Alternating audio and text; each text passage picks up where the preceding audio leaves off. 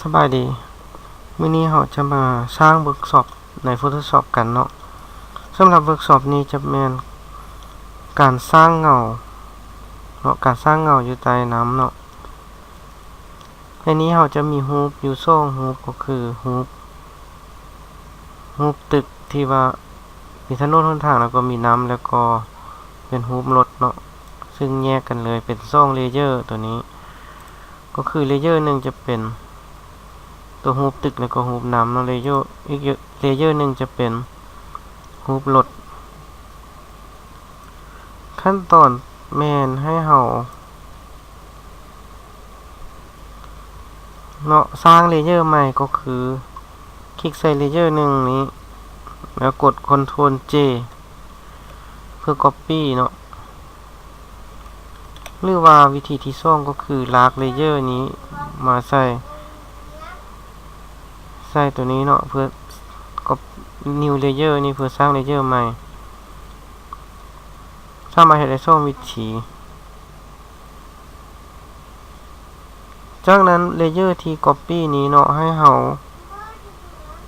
กดคีย์ Ctrl T เนาะเพื่อจะปรับภาพจากนั้นเราก็พลิกรูปภาพกลับด้านเนาะได้ตามต้องการแล้วเราก็กดปุ่ม Enter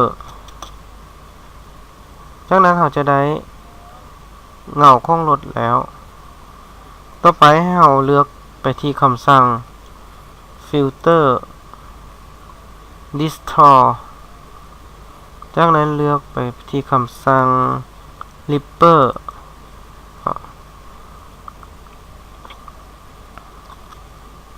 แล้วเราปรับค่าการเคลื่อนไหวของภาพปรับตามที่ต้องการเลยเนาะว่าให้มันจำได้ในที่นี้เราก็ปรับเป็น110เนาะจากนั้นปรับเรียบร้อยแล้วเราก็คลิกไปที่โอเคจะเห็นเงาอยู่ในน้ำจะเป็นแบบเป็นคืนแล้วเนาะในขั้นตอนสุดท้ายเราจะมากำหนดค่าของเงารถให้มันเป็นสีจางหลวงโดยกำหนดที่ค่าของ opacity นี้เนาะเราจะกำหนดเป็นประมาณอยู่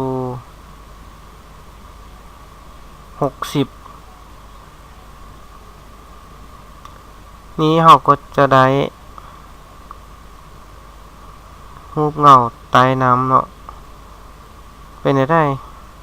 สำหรับการเวิร์กช็อปนี้ง่ายๆเนาะบ่ขั้นตอนบ่ยากสำหรับขั้นตอนในการสร้างเงาใต้น้ำนี้ก็จบเพียงเท่านี้เนาะสำหรับคลิปต่อไปจะแม่นคลิปหยังกับโปรดติดตามกันต่อไปเนาะฝากกดไลค์กดแชร์หรือว่ากดติดตาม